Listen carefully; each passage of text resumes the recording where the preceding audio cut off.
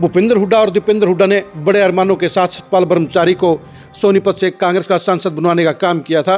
इन दोनों ही बाप बेटों को ये लगा था कि वो सतपाल ब्रह्मचारी के जरिए ब्राह्मण वोटरों को कांग्रेस के साथ जोड़ने का काम कर पाएंगे, अपने आप को मजबूत कर पाएंगे।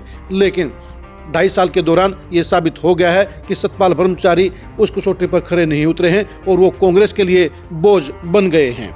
नमस्कार, मैं हूं कुलदीप शिरान। आज हम खरी न्यूज़ में चर्चा करेंगे सोनीपत के कांग्रेस के सांसद सतपाल ब्रह्मचारी की वर्किंग की, उनके इम्पैक्ट की और कांग्रेस के लिए बन रहे बोझ की।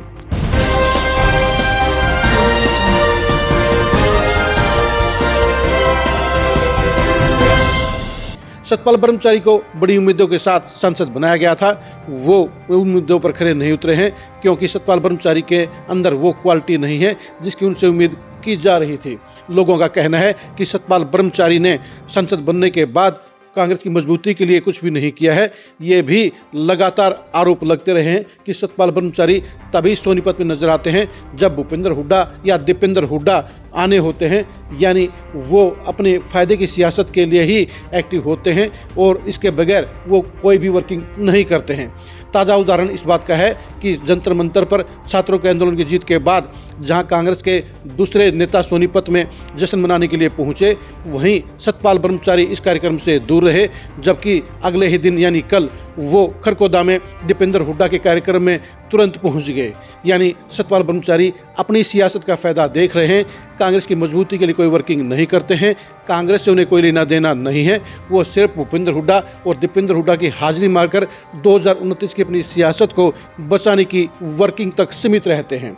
कांग्रेस उनके जरिए ब्राह्मण वोटरों को अपने साथ लामबंद करने की उम्मीद कर रही थी, लेकिन सतपाल ब्रह्मचारी पूरे हरियाणा के तो छोड़िए, सोनीपत जिले के अंदर भी ब्राह्मणों को जोड़ने में अभी तक नाकाम रहे हैं। और इसकी सबसे बड़ी वजह यही है कि वो फील्ड में वर्किंग नहीं करते हैं, वो लोगों के संपर्क में कम रहते हैं। यही वजह है कि जनता के अंदर भी उनकी नेगेटिविटी देखने को मिल रही है।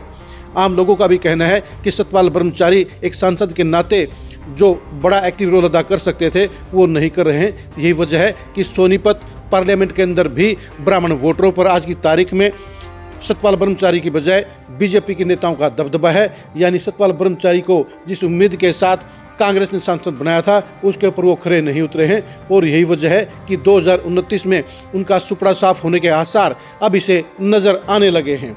खरी बात यही है कि सतपाल ब्रह्मचारी कांग्रेस के लिए वफादारी से काम नहीं कर रहे हैं, वो फॉर्मेलिटी की सियासत कर रहे हैं, वो दिखावट की पॉलिटिक्स कर रहे हैं।